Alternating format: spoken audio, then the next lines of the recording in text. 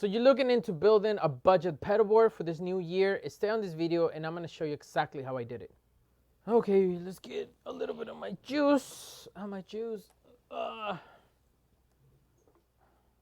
Arizona.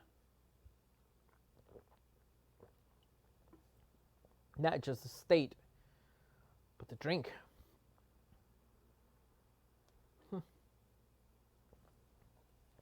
Pretty good.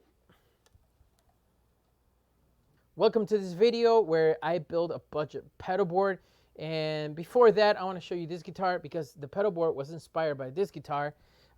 It was given to me about 10 months ago, and this is an amazing guitar. So I decided to start buying some overdrives, and then I realized that I started building a pedal board. And I was like, okay, I'm going to do it on a budget if I'm going to have a secondary pedal board, and it has to cost me less than what I paid for the HX Stomp XL. That one I bought it new. All right, so let me show you my pedal board real quick. Let me go here and show you. So I've been playing with this board for a few months already, and as you can see, it's just attached with zip ties.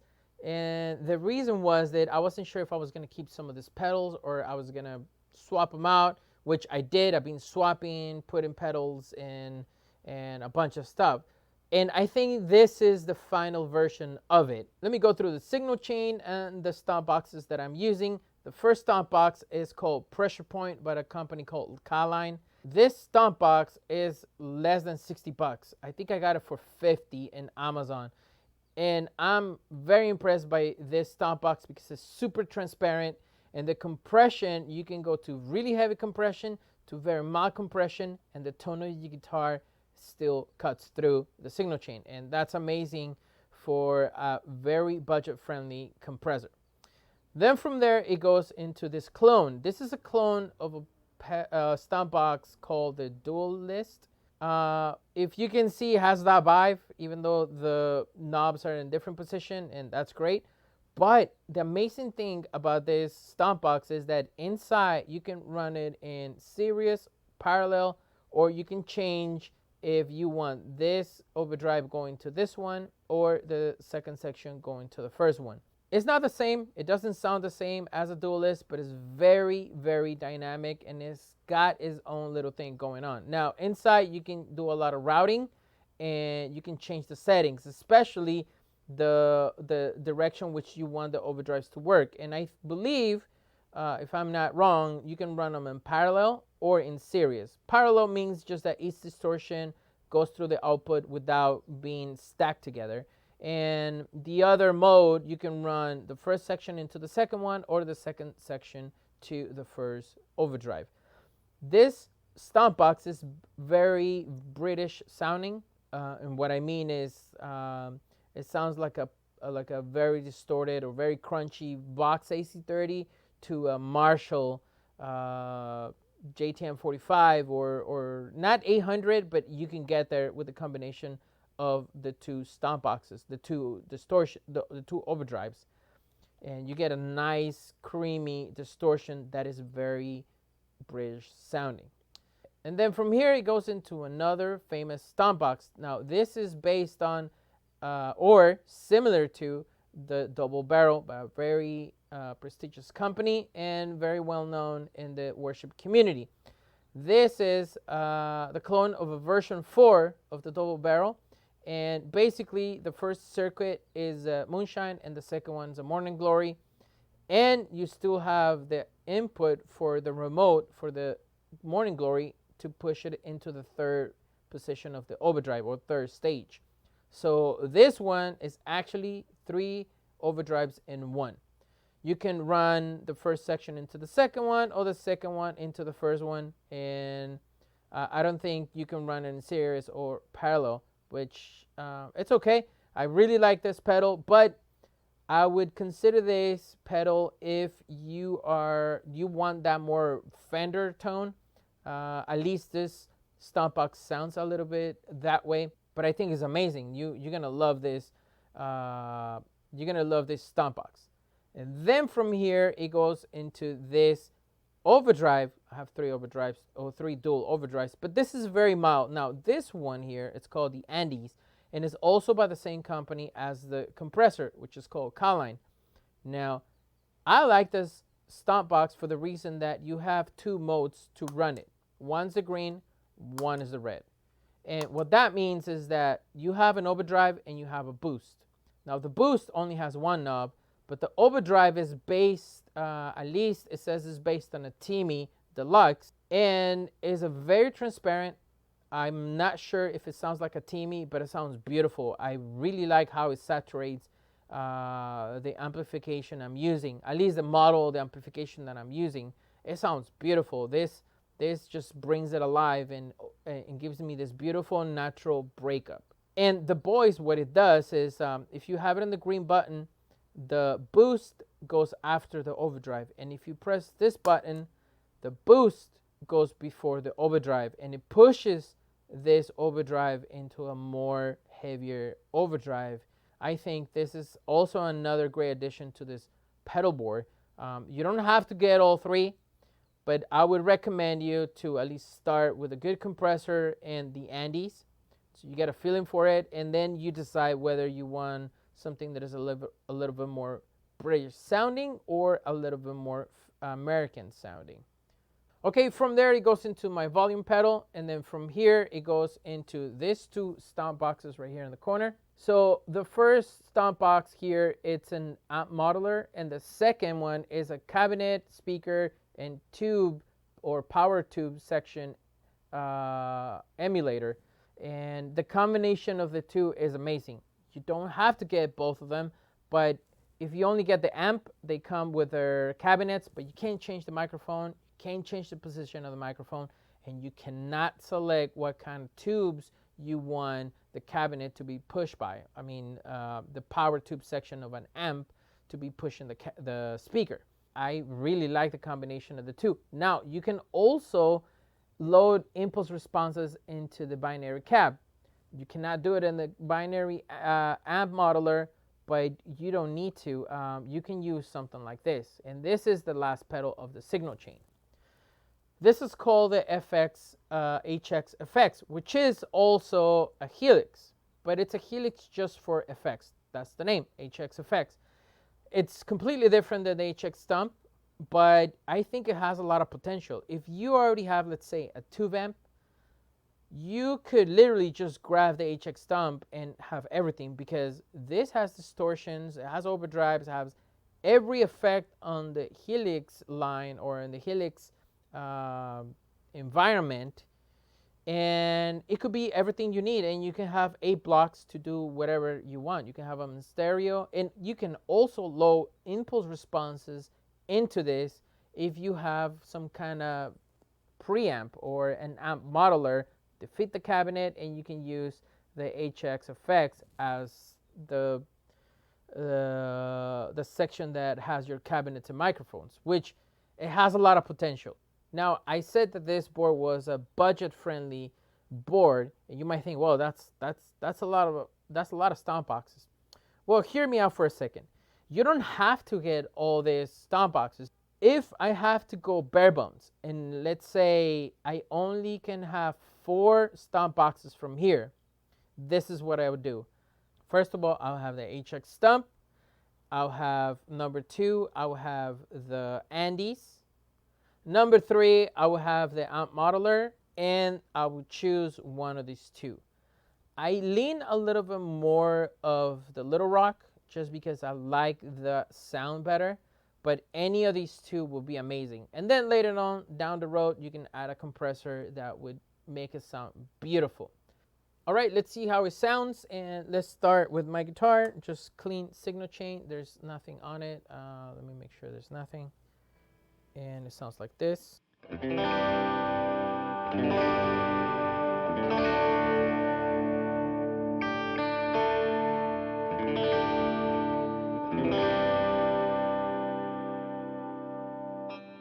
That's the bridge pickup, which it has a little mini humbucker. Then you have your second position, which is middle and humbucker. Third position, which is the middle pickup.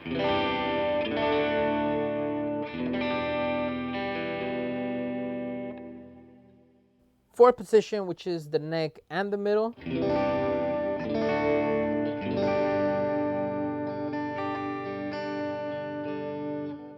And lastly, the neck pickup on the guitar.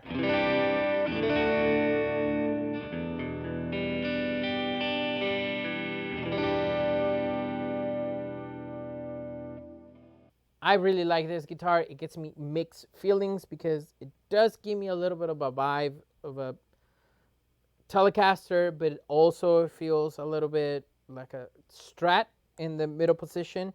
But that little humbucker just makes it stand out, and I really like it. I love inlays, and I love that it's hollow because it doesn't weigh a lot. It's actually very light, and yeah, it's very retro looking. I really like it. Anyways, okay, let's go with this first Overdrive, and it sounds something like this.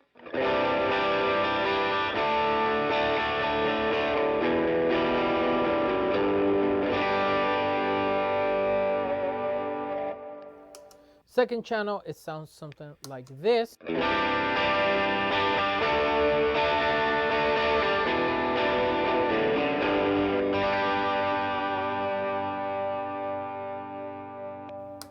It's very, very nice. You can change the settings of each one of them. You can put them more trebly, stock, and a little bit more mids, and a little bit more bass. Each one of them respond differently. Very little gain because the model of the binary amp is very responsive to the signal. I really like it. It responds like a tube amp should. It's amazing what technology nowadays can do. All right, let's go to the Double Super OD version 4, and the first channel sounds like this.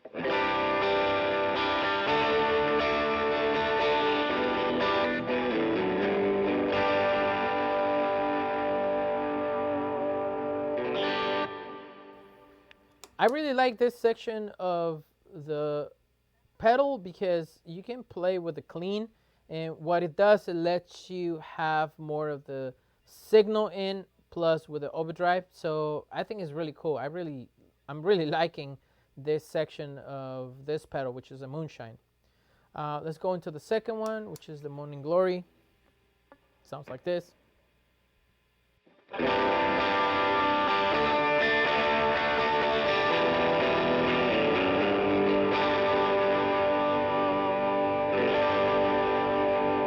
That's actually pretty cool. I like it as well. And you can play with the settings. You got two different gains. You know, I have it on the red, but you can put it on the blue, which is very mild. And you can select into the third one, which it puts the two gains together, I believe. Also, you can do the same with the Moonshine. I have it in the minus setting, but you can put it in the plus setting. Okay, now let's talk about this overdrive over here. Let me show you the clean. Okay, and it sounds like this.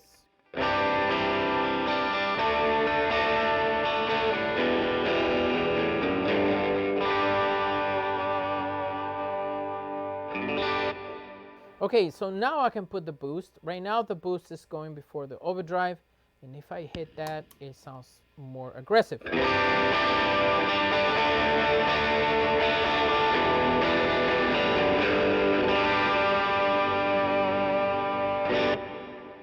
Okay, so let's put it into the green, and it sounds like this. And if we hit the boost, it's going to be cleaner.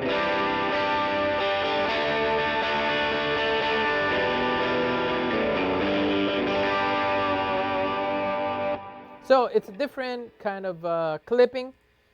After the boost, I like it the best, just because I have this overdrives to push the front. But if I didn't, and I only had this stomp box, I would leave it on the red, and you gave me two different kind of distortions, just like kind of like this, but not really. I like this better just because you can do a lot more. With this, you only have one type of distortion, and you can push it either cleanly or you can push it, you can saturate it more with the boost. All right, so let's go into the HX effects. Everybody knows what they do. I got my delays, my reverbs, but very quickly, I'm gonna do 70s chorus, a little bit of the Cosmos echo, and I have very mild tube compression at the end. And it will sound something like this.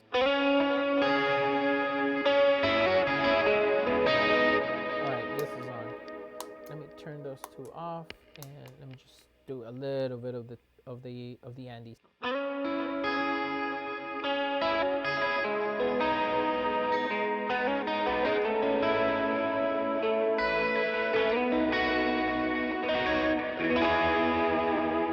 Now let's push it.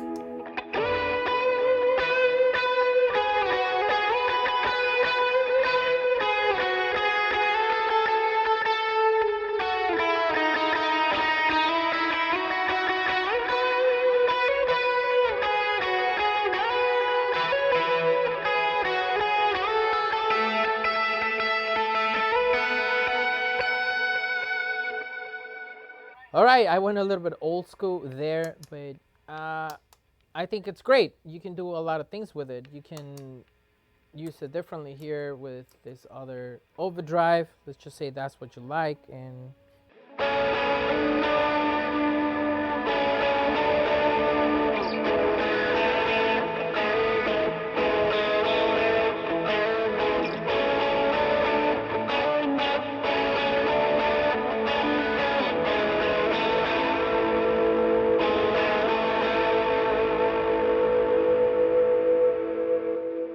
that is pretty cool. I like it. And you can start using like paintbrushes. You can start painting whatever you want your guitar to sound like. And let's just say there's another guitar player and your tones are kind of the same. Well, you can change it up. You can throw it over here, and you can throw it over here, or you can combine this one with this one and also this one, and then you have endless possibilities. Even with two of these, you have everything that you need to cover with distortions, and they sound really good. That's what I really like about these stomp boxes. Thank you for staying at the end of this video. If you like the content that I'm creating and you want to help me, in the description below there's a link to my shop where I have a bunch of IRs for you. Now, I'm going to have AC30 silverback, AC30 blueback. The silverback is from a 68 model. The blueback is from a 70, I think it's a 73 model. It was amazing. Also, I have a DC30, matchless DC30 from a 1996 DC30 matchless, a 1959 Tweet Deluxe with a Jensen, and a I think it was a 1969 Twin Reverb. Oh no, Reverb Deluxe with a Jensen C12N and a C12K, I believe. Also, there's impulse responsive for bass player, SVT Pro 8x10 and SVT Pro 4x10 with some microphones. It's going to be in the description. And if you play acoustic guitar, there's also impulse responses of a few of my favorite guitars. Martin D28, Hummingbird, Gibson Hummingbird. Can I say Gibson? Yeah, a Hummingbird, a J45, a Taylor 814, and a 314. Did I say Martin? Yeah, Martin D28, and that's going to expand the tone of your acoustic guitar. Also, if you have an electric guitar that has a piezo and you want to use it as an acoustic guitar, you can model your electric guitar with that piezo to sound more like an acoustic guitar.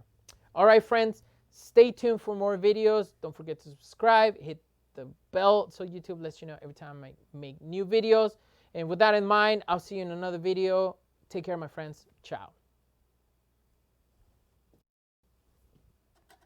Okay.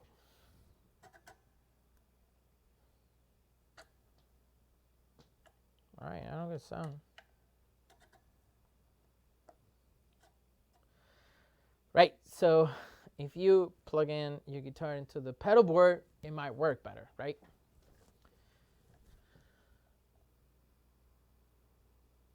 You still here? Well, why don't you follow me on Instagram at C8MusicGear in Instagram. I'll show you a little bit of what the picture looks like, and I have a bunch of stuff in there. All right, go and follow me and show me your gear. I want to know what you're using. Give me new ideas.